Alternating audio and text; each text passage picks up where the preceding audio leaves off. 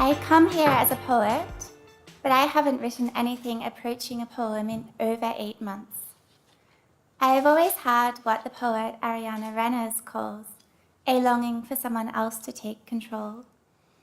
And this desire to give in and of myself to the care and responsibility of another is accidentally paternalistic.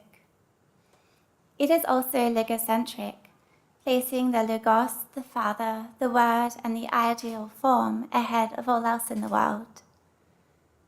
The cruelest relationship I've had was conducted through writing, love letters, and that cruelty resides in each sentence or line I've written since. Logocentrism reduces our material lives to coarse netting. If you long for it, you confirm the inessentiality of writing, whether representational or conceptual, but you also grant it an unbearable significance. I have been caught in this double bind, one amongst a fret of others, since I began to write at 16.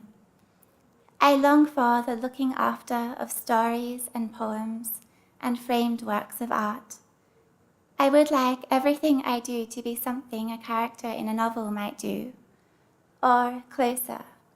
I wish every small function to be worthy of poetry.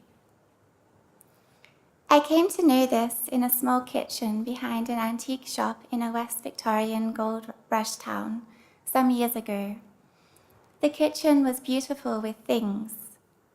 Silvery knives attached magnetically to a board above the sink, hand-painted ceramic spice jars, coffee pots varying by height and circumference and internal adhesion, enameled saucepans, hunting whistles, a lean to the brick walls and floorboards that worsened after rainfall. The existence of these objects did not depend on language, but on use, care, and the inherent properties of each component material.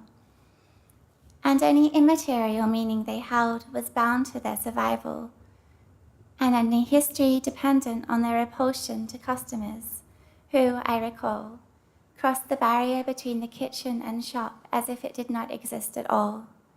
Some fabric gives way. I felt less transparent in this room, affixed to a gold ring, and less ashamed of my materialism. But, like all concepts just beyond the reach of the known, materiality is not compatible with my mind still. My mind still privileges intangible form to the point of recreating my body as a non-entity. I still mine handbooks of textiles and pigments for details that can be used at a later date in the service of poetry. Only now do I prefer gold, the heavier metal, to silver. It is also more malleable and may be beaten into leaves of extreme thinness, known as gold leaf. This longing of mine is not to be held down and forced to write, but to abdicate the responsibility of deciding what to record, preserve, and remember. I long for a quieter form of control. It is, as Reynolds points out, a slavish longing dressed in the cut pile of velvet. And so I cannot take materiality as my inspiration or my cause for writing. Such a mean equation subjects the material to the immaterial, the anti-clockwise twist of cotton in wet fingers to the closed form of a poem. What then? And where do lies and half-truths, misremembered, the stuff of poetry, fit in?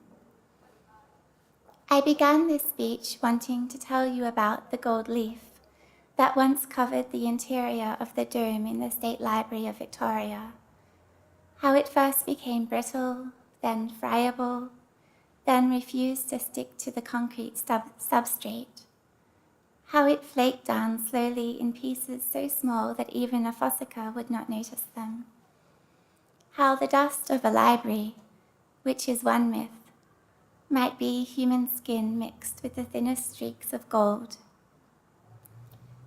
As the 17th century author and physician Sir Thomas Browne set upon the discovery of a Roman burial ground in Norfolk.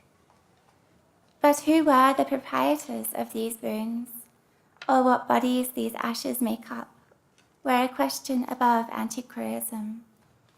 Had they made as good provision for their names as they have done for their relics, they had not so grossly erred in the art of perpetuation. But to subsist in bones, and be but pyramidally extant, is fallacy in duration. There is no dust in a well-kept library, it harvests mould, and the story of the gold-leafed dome is only partially true, and not for Melbourne. Copper also glints, and copper sheets comprise the dome's interior membrane from 1959 to 1995. The truth is less perfect, and exacts less of its materials.